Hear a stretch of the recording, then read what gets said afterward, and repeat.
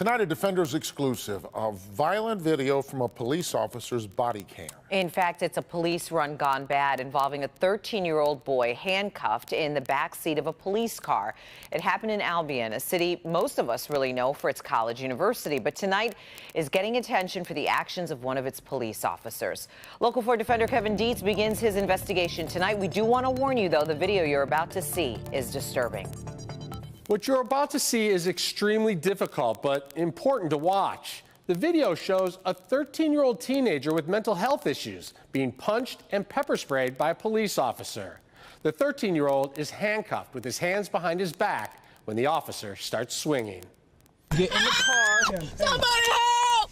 A terrifying sound. Please! Get your feet. I need to eat dinner! A teenager's fearful screams. Sit down. Da'veon, I'm not playing with you. Get in the car.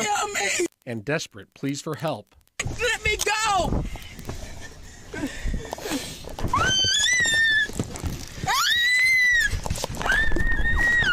A terrifying sight.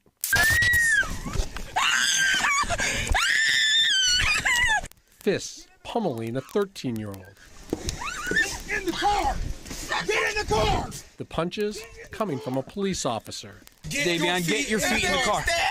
You're not staying out. The recipient of the blows, a 13-year-old with mental health issues.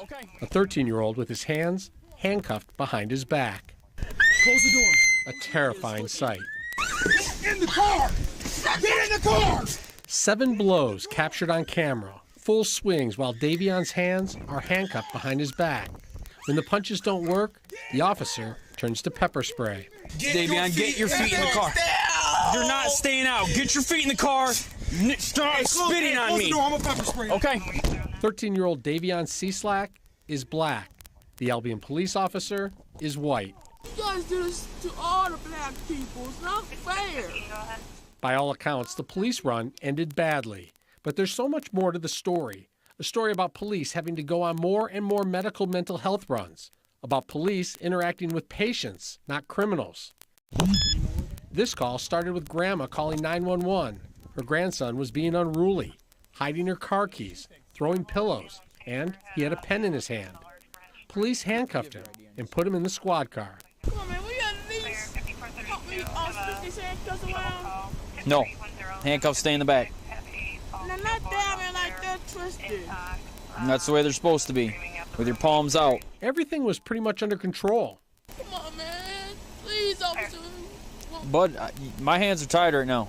I gotta go with what the law tells me I gotta do. The officer had been to the house many times. But dude, listen, man.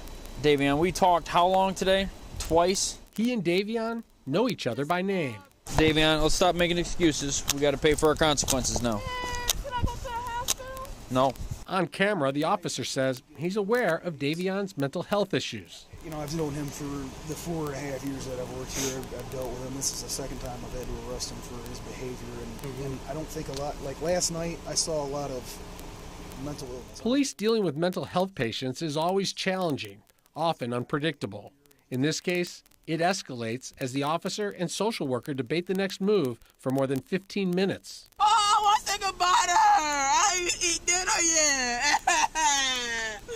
Please help me. When Da'veon hits the point of no return, police prepare to take him to juvenile detention. Give me one more chance. I'll do anything.